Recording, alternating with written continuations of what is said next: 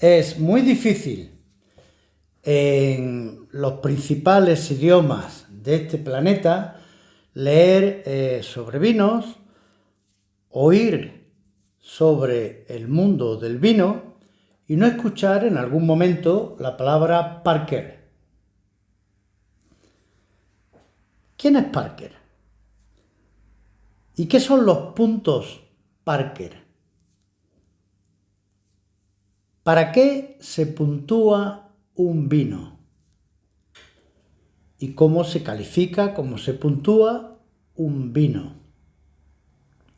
Este asunto me lo venís pidiendo diferentes seguidores desde hace algún tiempo y hoy vamos a hablar sobre esto, sobre Parker, sobre puntuar los vinos y sobre la eficacia de hacerlo.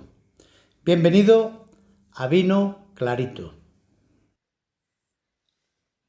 Vino clarito, el vino explicado para que todos lo entiendan. Robert es un nombre muy común en Estados Unidos, así como lo es su apellido, Parker. Hay tres famosos Robert Parker en Estados Unidos. Uno de ellos, músico, saxofonista, cantante. Otro es escritor, hace novelas de ficción, fundamentalmente novelas de misterio. Y otro de ellos estudió abogado y era abogado. Hoy vamos a hablar del abogado. Robert Parker nació en 1947 en la tierra de María, en Maryland, en Baltimore, Estados Unidos. Y en el seno de una familia de granjeros que nunca en su vida bebía vino ni nadie en su entorno. Así que el vino para él fue totalmente ajeno hasta que llegó a la universidad. Él personalmente contó en cierta ocasión que siendo estudiante en la universidad alguien le dio a probar un vino espumoso y él decía, aquello era tan horriblemente malo e imbebible que yo no comprendí cómo la gente era capaz de beber eso. Luego aclaró, aquel vino era horrible de malo y aconsejo que nadie beba vino tan malo. Bueno, pues siendo estudiante, se marcha a visitar a Francia, a Estrasburgo, al noreste de Francia, a su novia Patricia, que se encontraba allí por motivo de estudios. Y también cuenta él que estando con Patricia recién llegado, pues van a cenar alguna cosa y él pide una Coca-Cola y es su novia Patricia la que le dice, no hombre, no bebas Coca-Cola en Francia, pídete un vino, prueba los vinos de Francia que son muy buenos y no son mucho más caros que una Coca-Cola. Y entonces, pues claro, se refería a algunos vinos de Francia. Pero en fin, pidió su vino de Francia y se quedó encantado. Y durante todo el tiempo que estuvo con Patricia, pues probó y probó y probó y salió de allí enamorado, no de Patricia, que ya lo estaba, sino enamorado del vino francés. Regresó a Estados Unidos, continuó sus estudios en la universidad, pero su vida cambió. Compró todos los libros que pudo sobre vinos, se los leyó y varias veces algunos de ellos, comenzó a gastar todo su dinero en comprar vino de la mayor calidad que su situación económica se lo permitía, hacía grupos con sus amigos de cata para poder probar muchos más vinos, compartiendo los gastos entre todos, y todas sus vacaciones de verano ya se dedicaba a ir a Francia, a visitar regiones, a visitar bodegas, a probar diferentes vinos y a empezar a tomar notas de todo lo que iba bebiendo y empezar a escribir ya sobre alguna cosa. De hecho, en 1975, pues ya empieza a escribir algún pequeño artículo sobre vinos. Termina la universidad y está trabajando de abogado durante 10 años para una entidad financiera, para un banco. Pero durante todo su tiempo libre y toda su capacidad económica, su pasión era el vino. Él se dedicaba a viajar fundamentalmente a Francia, a California también, a probar todos los vinos que pudiera, y Patricia, con la que se casó, pues la acompañaba en esa pasión y juntos comenzaron a publicar el Wine Advocate, la guía de vinos. Robert Parker siempre dice que él realmente es un consumidor de vinos, que habla para consumidores de vinos. La guía se comenzó en la primera edición que publicaron, pidiéndole dinero prestado a su madre.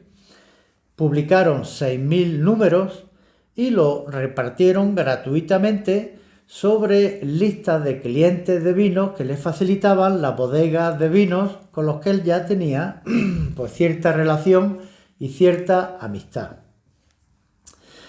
De esa primera edición gratuita, de esos 6.000 boletines ejemplares, pues el 10% se suscribió y ya la segunda edición pues pudo ya financiarla con las propias suscripciones. Y de esas 600 suscripciones iniciales, pues aquello fue subiendo, hasta convertirse con el tiempo en la guía más traducida, más leída, más publicada y que sienta realmente su criterio en todos los rincones del mundo.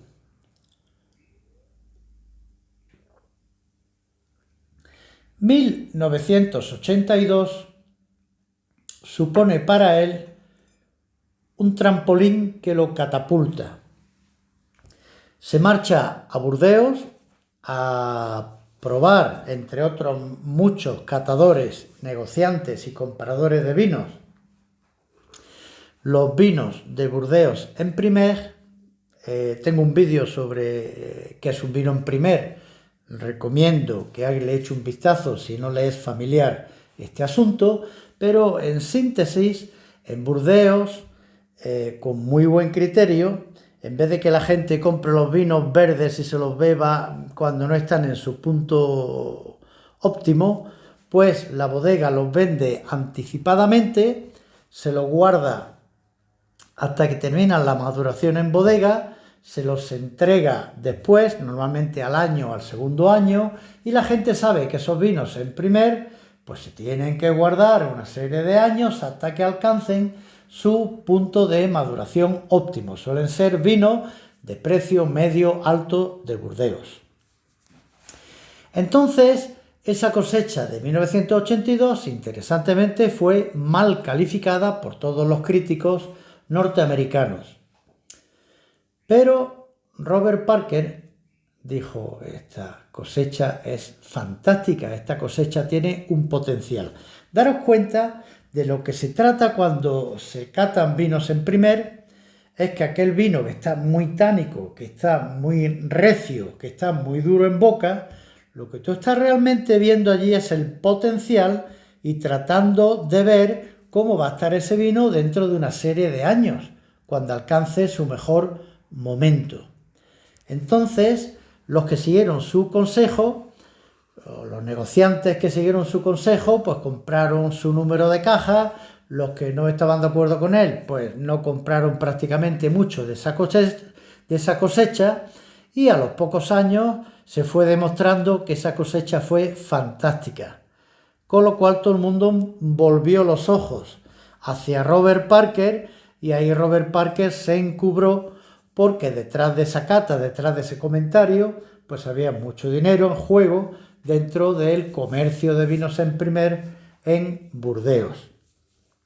Hay que decir también justamente que los críticos franceses no comentaron muy mal la cosecha de 1982, fueron fundamentalmente los críticos norteamericanos. Y Robert Parker, que suele transmitir honestidad en aquello que escribe, en aquello que habla, pues dijo que la lección aprendida de esa anécdota o de esa historia no es que realmente todo el mundo pensara que la cosecha era mala, es que hay que desconfiar un poquito porque los intereses de negociantes norteamericanos parecía que estaban de acuerdo en desprestigiar la cosecha de 1982 de Burdeos.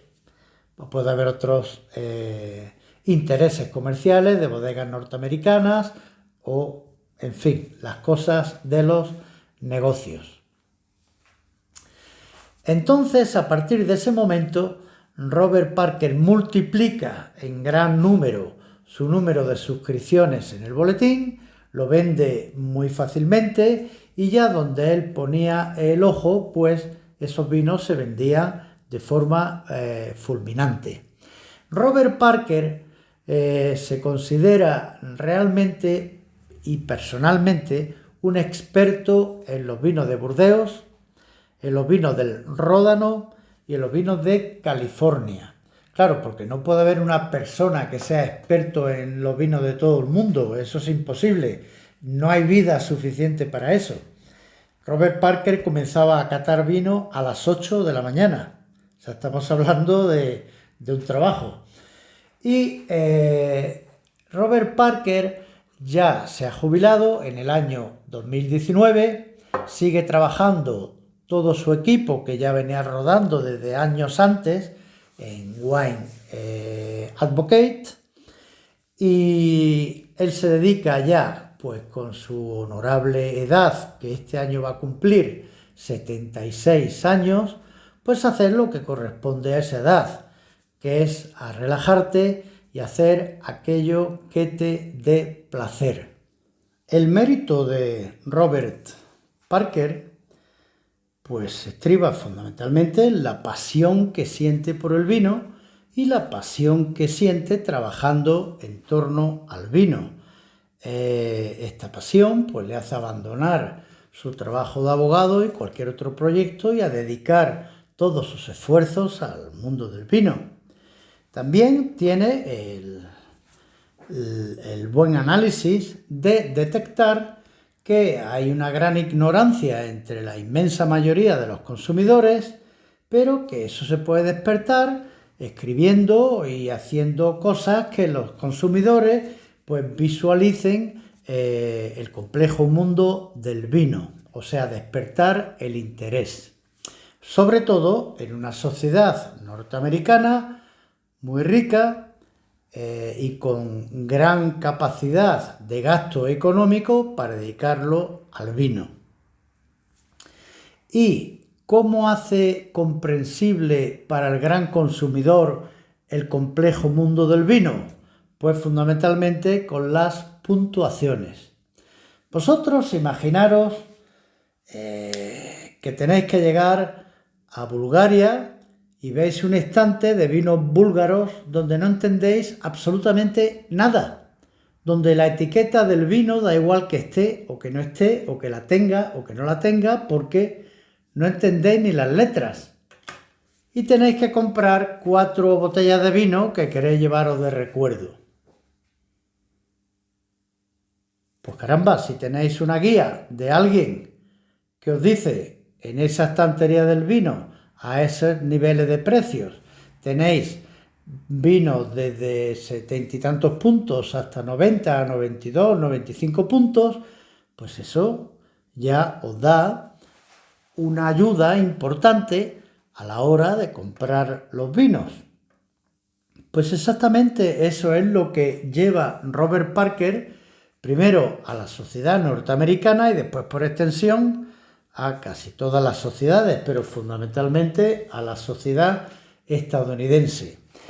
Tenéis botellas de vinos, que es lo que vean ellos, por ejemplo, de Côte de Rhône, de la Ribera del Ródano, donde ellos no entendían nada. Pero es que incluso los que entendemos el francés, pues no nos dice nada, ni el tipo de uva, ni el tipo de vino, ni si esto merece, si yo no conozco este vino, yo no sé si esto merece costar 20 euros, 200 o 2000. No tengo forma de saberlo, como no conozca el vino. Pues tener una guía que me lo aclare es una ayuda inestimable.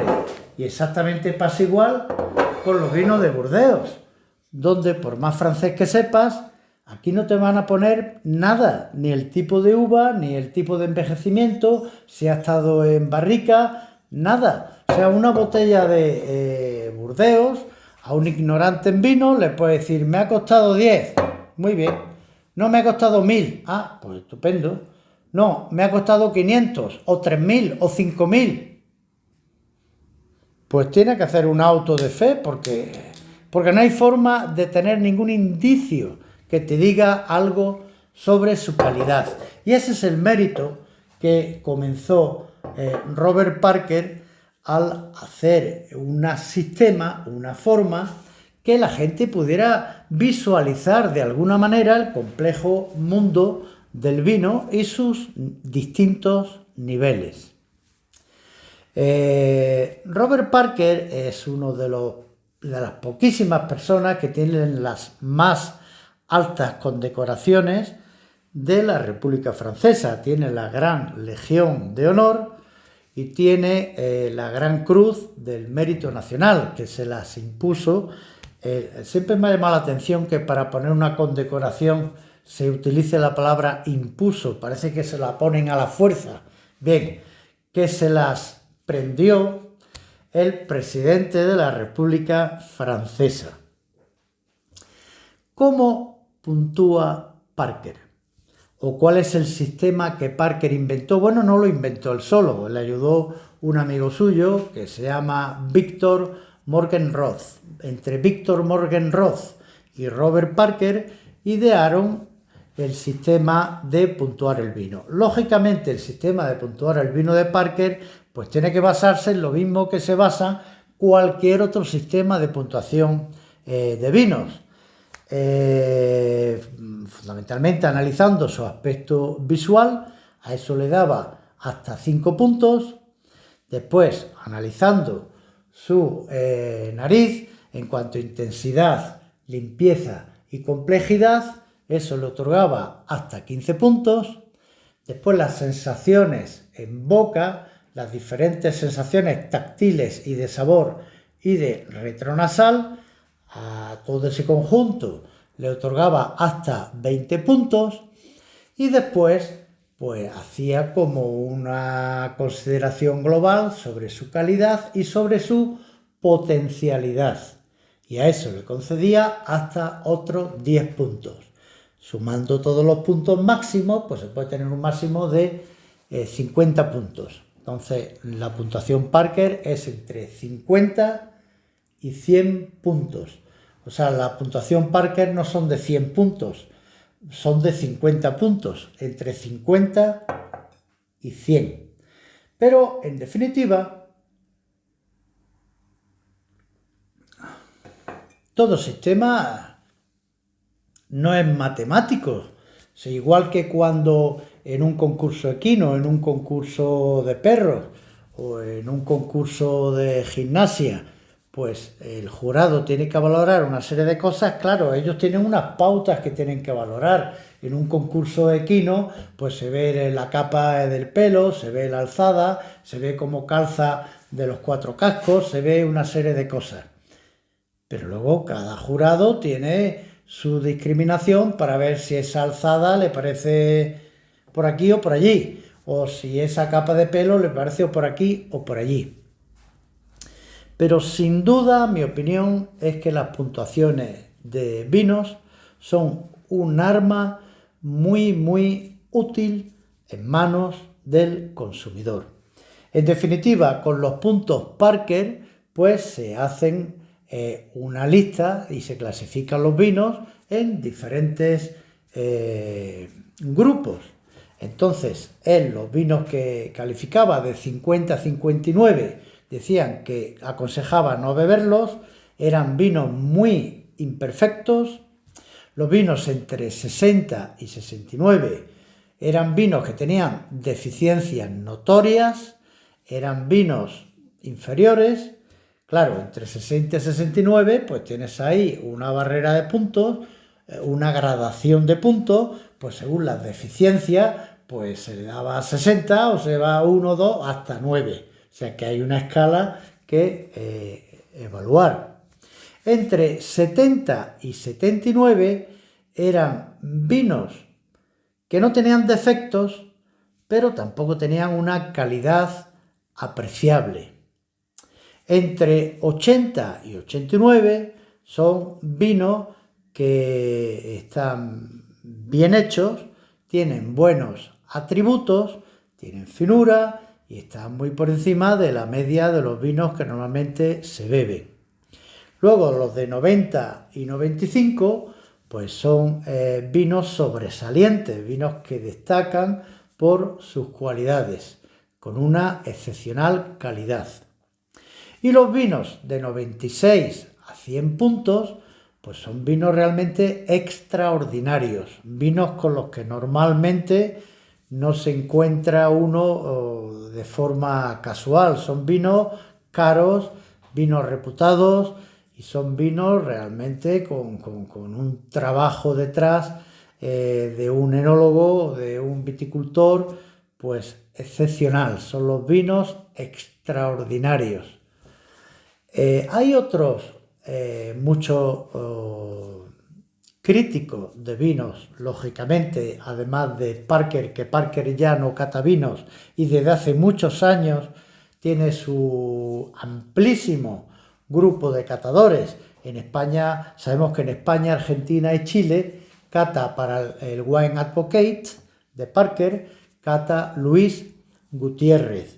Pues igual que en estos 3 países cata Luis Gutiérrez, pues tiene un equipo de muchas personas que catan en otras muchas diferentes zonas y países. Normalmente estos catadores pues tienen que presentar un informe cada 2 meses, catando, no solamente catando, sino escribiendo, analizando y comentando. Unos 600 vinos cada 2 meses.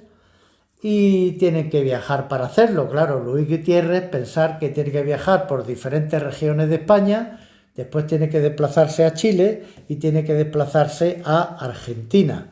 O sea, son personas de maleta en mano. Y además, pues, catando vino desde horas tempranas porque hay mucho que probar y mucho que escribir. Es un trabajo realmente duro, no es un trabajo fácil de hacer. Existen, además de los que trabajan para el Wine Advocate, pues otros muchos catadores. Por ejemplo, otro crítico famoso, James Suckling, de California, de Los Ángeles. Antes de tener su propia guía Suckling, pues fue editor de Wine Spectator, una de las más reputadas y leídas revistas de vinos. Tim Atkin es otro, de Gran Bretaña. Ha hecho durante muchísimos años programas de radio sobre los vinos y asesora también a encuentros internacionales de vinos. Tenemos a Jancis Robinson, que ella puntúa hasta 20 puntos, normalmente entre 10 y 20 puntos. O sea que Jancis dicen que un vino es 16, 16 y medio o 17, 17 y medio, y en esa escala total es la que ella utiliza. Jancis Robinson, curiosamente, es la directora o la asesora de la bodega de la recientemente fallecida reina Isabel II. No sabemos si su hijo decidirá que ella siga al frente de la bodega. Y es británica, por supuesto, también. Tenemos, por ejemplo, a Andreas Larsson, sueco, que es este hombre ganó un premio de Europa de sommelier y prácticamente es casi de los poquísimos que no se dedican al mundo de la comunicación. Casi todos los críticos de vino son gente que parte del mundo de la comunicación. En España tenemos a José Peñín, decano de los críticos de vinos, editor de la Guía Peñín. Yo tuve la suerte de conocerlo hace muchos años, en los años 80. Curiosamente le compré un Citroën CX, que unos días que andábamos juntos, pues él lo iba a entregar a la casa Citroën y yo decidí quedarme con él. Ahora no lo tengo y lo echo de menos. Es un coche que tenía que haber conservado como clásico. Y en fin, en todos los países pues hay sus críticos. Pero ¿por qué James Suckling, Tim Atkin, Jancy Robinson son los más conocidos? Porque escriben en inglés. Y los ingleses son los que más leen. Es sencillamente eso. Si Robert Parker hubiera nacido en Guadalajara, pues sería un abogado de Guadalajara, casi con total seguridad. En fin, igual que los británicos y los estadounidenses fundamentalmente nos imponen una serie de palabras, de vocablos en la cultura, las películas, la música, pues ellos nos imponen también sus criterios porque son los que más escriben y son los que más leen. No hace mucho tiempo visité la mayor planta de producción de mangos de Europa. Se encuentra en la provincia de Málaga, en España. Y me impresionó mucho ver un catálogo de los tipos de mangos que existen en el mundo. Mango Wilson, Mango Peterson, todos los nombres estaban en inglés. Y yo dije, caramba, pero si los ingleses no han producido un solo mango en toda su vida. Sin embargo, le han puesto nombre a muchísimas cosas actualmente. Hubo un tiempo, siglos atrás, que se ponían nombres en español, California, o que se ponían nombres en latín, pero así es la historia. Dentro de 1000 años, quién sabe en quién dominará las lenguas y los nombres. Hay un interesante estudio hecho por la American Association Wine Economists, algo así como los economistas del vino, la Asociación Americana de Economistas del Vino, que hicieron un estudio donde llegaron a la conclusión de que viendo en la gran mayoría de críticos las puntuaciones que se otorgaban a un gran número de vinos diferentes, pues había muchísimas coincidencias. ¿Eso qué significa que haya tanta coincidencia? Pues significa que las puntuaciones de los críticos serios pueden variar 1 punto, 2 puntos, 3 puntos, pero no vamos a encontrar nunca un vino que 2 críticos lo cataloguen con 70 puntos y otros 2 críticos con 93. Eso no existe en el mundo. Normalmente, cuando un crítico piensa que el aroma es bueno, pues es bueno para casi todos. Y cuando se piensa que tiene complejidad, pues la tiene para todos. Cuando se piensa que tiene buen cuerpo, buena estructura, buena amplitud, buena longitud, pues lo tiene para todos. O sea que realmente, aunque puede variar en las puntuaciones algún punto, pero el concepto general de calidad del vino, eso sí que está clara y generalmente aceptado. Que tengáis felices vinos.